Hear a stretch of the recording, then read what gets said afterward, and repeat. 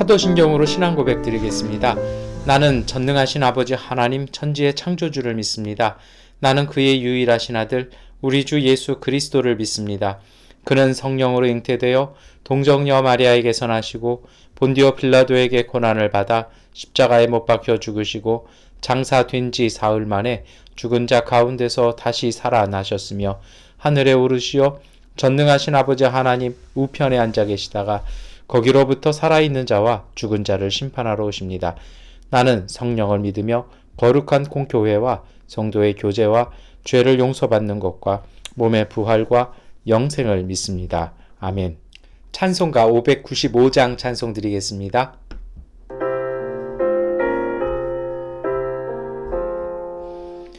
나 맡은 방법은 고주를 높이고 먼 영원 고아로 떨어 잘 인도함이라. 고르심 받들어 내 형제 섬기며 고주의 뜻을 따라서 내 정성 다하리. 주 앞에 모든 일 잘 행케 하시고 이후에 주님 배울 때 상 받게 하소서. 나 항상 깨어서 늘 기도드리며 내 믿음 변치 않도록 날 도와주소서. 아멘.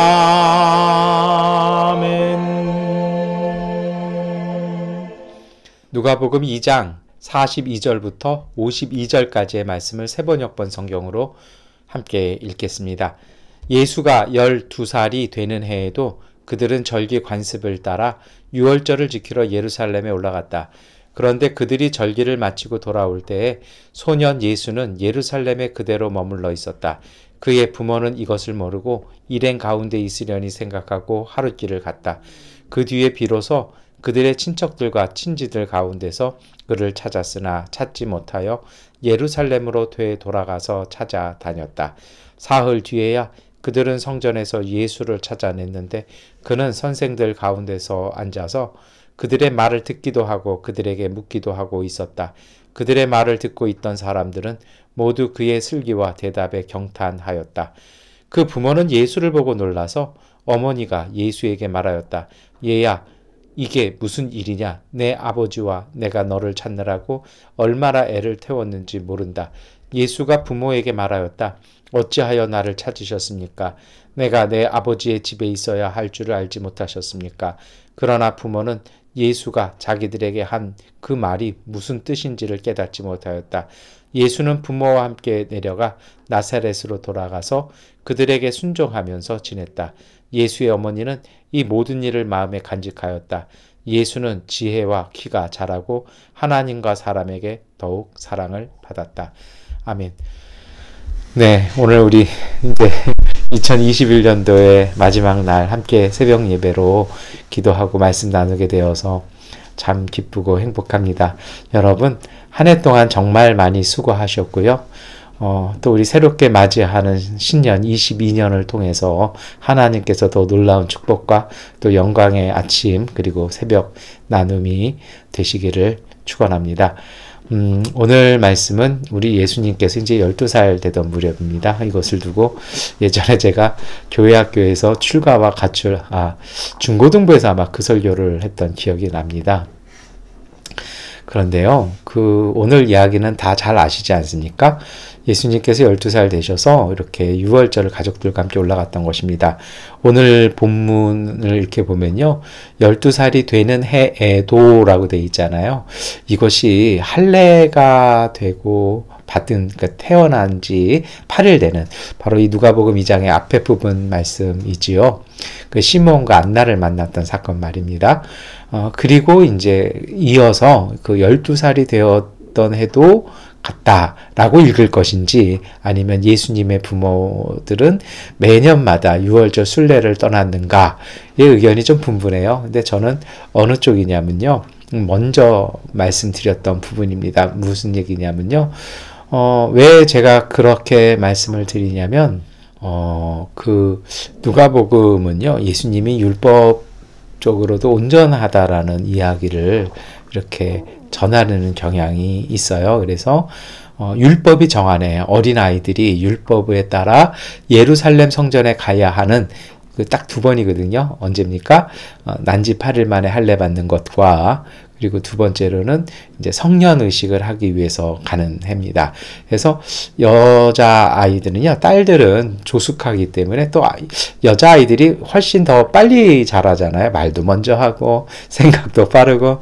그래서 초등학교 때, 국민학교 때 저도 같은 반 여자아이들한테 저를 비롯한 모든 남자아이들이 약간 바보 취급을 당해야 했던 그런 기억이 납니다. 그런데 그래서 이제 딸들은 12살에 하고요. 아들들은 같은 12살이 되면 어떻게 하냐면 이제 12살 때는 가서 예비 교육을 받아요. 그래서 예비 의식을 받고 1년 동안의 시간을 가지고 13살이 되던 무렵에 이제 그 성년 의식을 치름을 통해서 한 사람의 그 율법과 하나님 앞에서 책임을 가질 수 있는 한 사람의 성인으로 인정받는 예식을 차리게 됩니다. 그래서 예루살렘이 올라가는 것이 12살에도라는 것은요, 그 율법을 따라 올라갔다라는 것이죠. 이제 뭐 배경은 그렇게 됩니다. 그러니까 이번 예루살렘 방문은요, 해마다 유월절 순례가 아니라 6월절은 가긴 갔습니다만 간 김에 무엇을 하는 것입니까? 예수님의 이제 성년 의식을 하러 율법이 정한 대로요.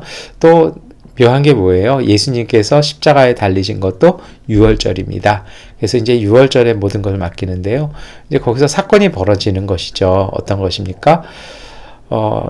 난지 8일 만에 할례 받을 때는 시므온과 안나를 만나는 사건이 있었잖아요. 그래서 하나님 앞에 드려지는, 그래서 사실 그래요. 복음서에서 예수님께서 이렇게 공생의 사역을 시작하시기 전에 이런 준비 과정들, 그 시험 받으신 사건이라, 요단강에서 요한에게 세례 받으신 사건이나 전부 예수님께서 하나님 앞으로 나아가시면 그 예수님을 증거하는 사람들이나 존재들이 반드시 있어요. 그것이 무엇이에요? 우리 이번 주에도 살펴보셨습니다만 할례 때는 시므온과 안나가 있었잖아요.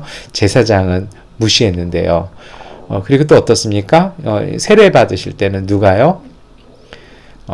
세례 요한이 증거하잖아요. 아무도 모를 때요. 또 시험 받으실 때는 어때요? 우리 누가복음엔 잘 나오지 않습니다만 나중에 천사들이 시중 들더라. 이렇게 나오잖아요. 좀 약하게 나오죠. 그러니까 그런데요. 이 성년 의식에는 그렇게 증거해 주는 사람이 안 나와요. 왜 그럴까요? 뒤에서 한번 살펴보겠습니다. 그 성년 예식은 아마도 잘 진행이 된 것 같아요. 문제의 사건은 어디서 벌어졌습니까? 다 마치고 돌아가는 길에 발견된 거죠. 그 당시에는요, 이런 순례객들이 가족 단위로 여행하는 것이 아니라 여러 가지 안전 때문에 무리를 지어서 쭉 갑니다. 그래서 아마도 남자들은 앞에 길이나든지 쉬어갈 곳을 예비하기 위해서 남자 그룹은 먼저 가고요.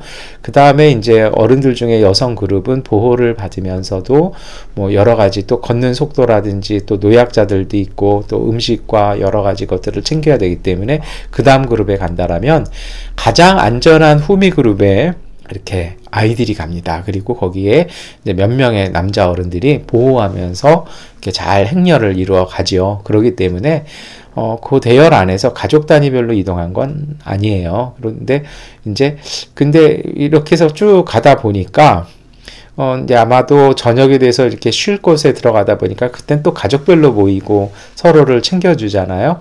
찾아보니까 예수님이 없는 겁니다. 이 얼마나 부부가 놀랬을까요?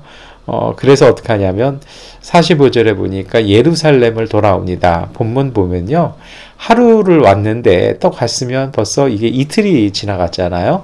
그러고 나서 어떻게 됩니까? 예루살렘을 뒤지기 시작하죠. 그냥 막 곳곳을 뒤졌을 거예요. 이게 부모들 입장에서 아이가 안 보이면 큰일 나잖아요. 그것도 동네에서 안 보이는 게 아니라 그 사람 수많은 그 기록을 찾아보면 13만 명 이렇게 10만 명에서 13만 명이 왔다 그러거든요. 그럼 그걸 찾으면 얼마나 힘들었을까요? 그런데 드디어 예수님을 찾습니다. 우리 46절 말씀 함께 읽을게요. 사흘 뒤에나 그들은 성전에서 예수를 찾아냈는데 그는 선생들 가운데 앉아서 그들의 말을 듣기도 하고 그들에게 묻기도 하고 있었다. 여러분 3일 만에 찾았어요. 그러니까 찾기 시작한 지 3일이죠. 그럼 모두 총 며칠이 걸린 겁니까? 5일의 그 피가 마르는 그 시간들을 부모들은 감내를 한 겁니다. 봤더니 어디에 있어요? 뭐 길에서 울고 있는 것도 아니고 저도 한번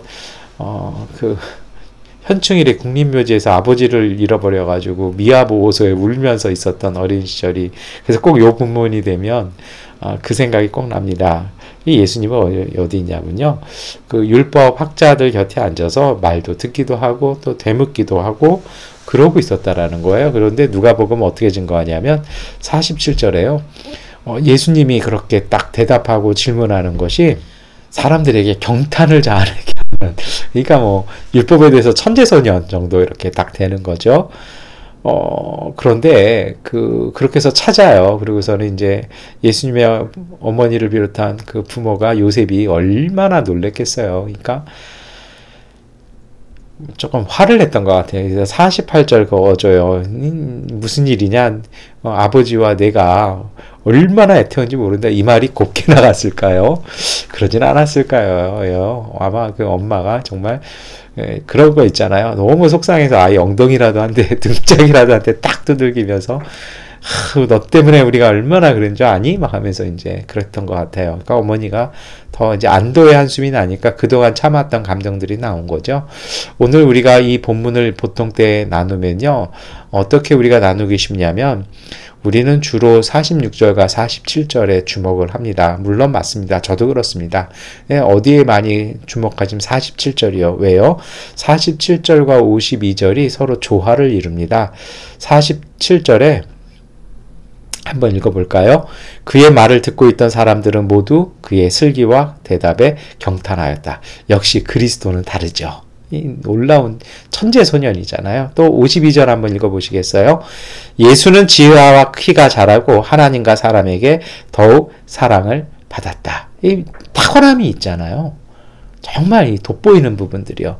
그래서 예수님은 이랬다, 뭐 이렇게 해서 이렇게 보통 우리가 설교나 말씀이나 이렇게 함께 나눕니다. 그런데 여러분 이 본문을 묵상하면서 그 얘기가 다일까요? 제가 자주 말씀드립니다만 성서를 묵상한다라는 것은요, 좋은 질문에서 시작합니다. 한번 이렇게 보시면 좋겠어요. 사실은 이것을 원어 성경으로 읽으면 40절에 중간에 이 말씀 있잖아요. 그는 선생들 가운데 앉아서 라고 되어 있는데 이게 우리 문법에는 없습니다만 동사가 우리는 다 동사인데요. 다른 외국어에는 이게 자동사, 타동사가 있어요. 중학교 때 영어 배우면서 이것 때문에 힘들었어요, 저는. 이게 뭐예요? 내가 의지를 갖고 내가 스스로 하는 건지 남이 시켜서 하는 것인지 이거에 따라 또 유형이 바뀌거든요. 참 그렇죠. 우리는 굳이 그런 말 안 해도 되는데요.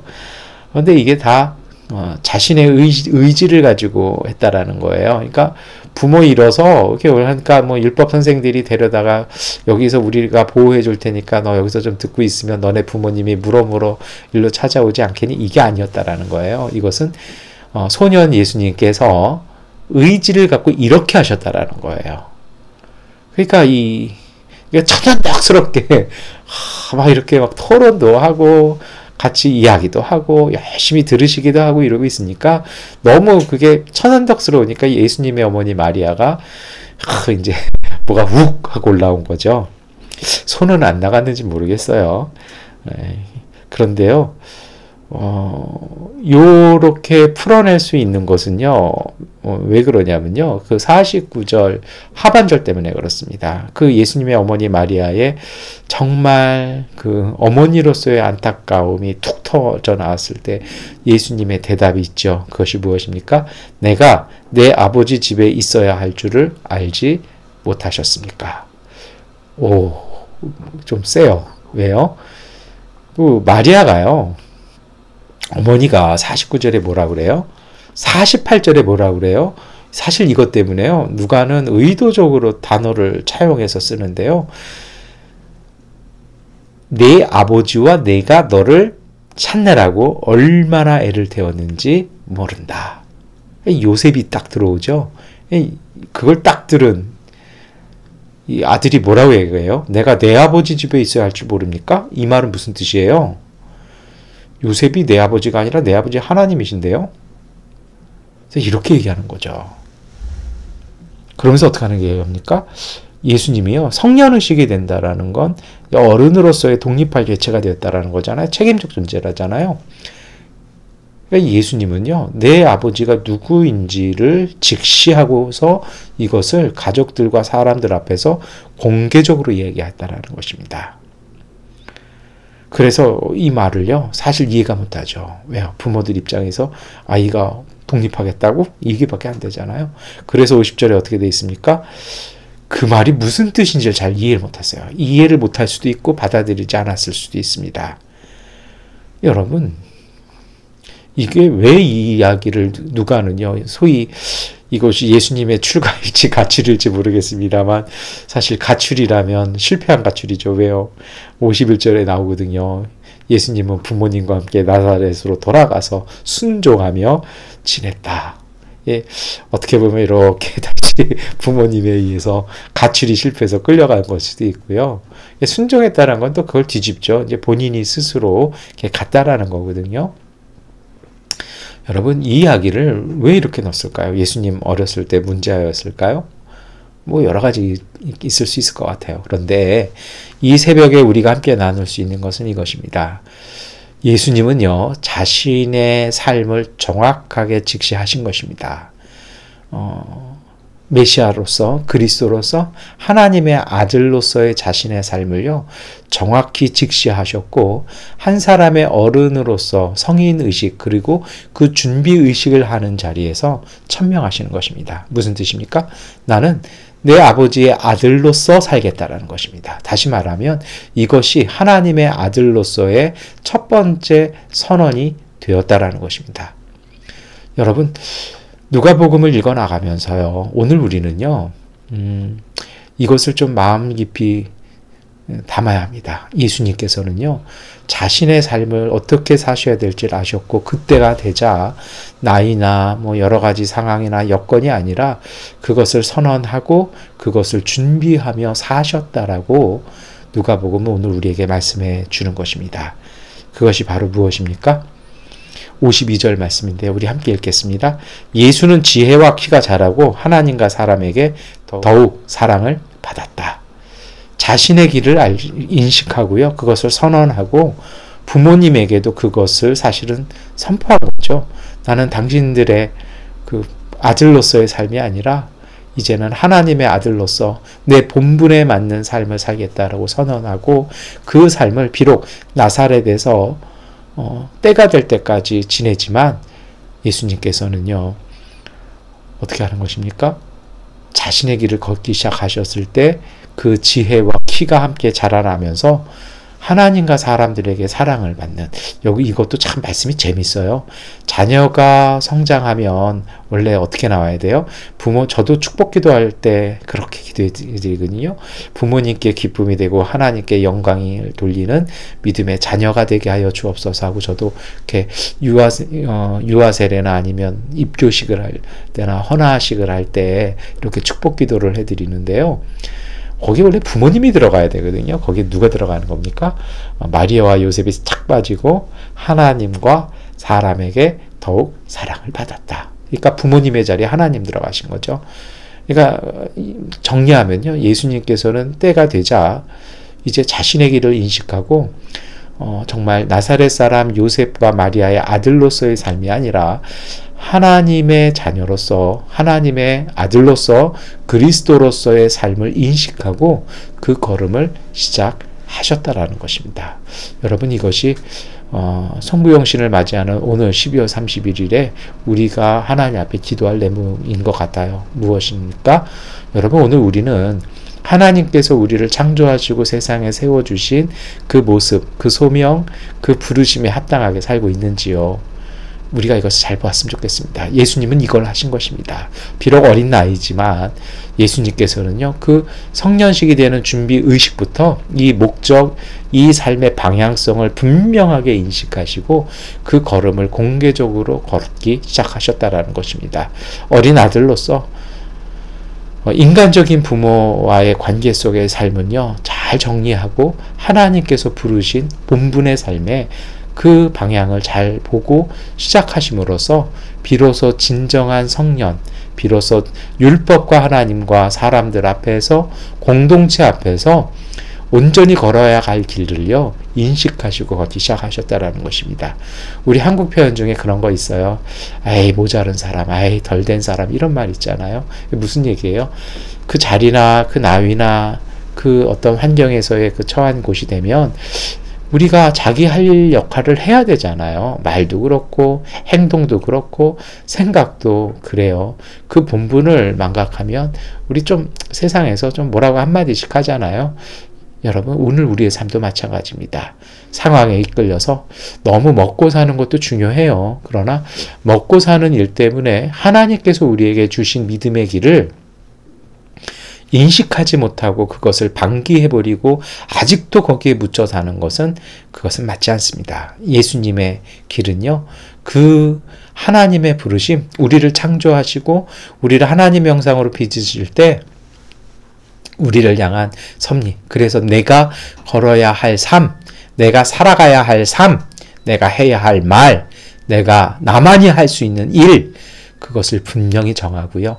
그리고 지나간 일들과의 거룩한 단절을 통해서요, 그 길을 순종함으로 걸어가야 하는 것입니다. 이것이 바로 송구영신에 맞는 믿음이고 기도일 것입니다. 여러분, 오늘 우리도 그러한 믿음으로 우리에게 주어진 그 길들을요, 윤동주 시인이 서시에서 고백했던 것처럼 나에게 주어진 길을 그렇게 조용히 걸어갈 수 있는 그러한 믿음의 사람들, 축복의 사람들 되시기를 축원합니다. 기도하겠습니다.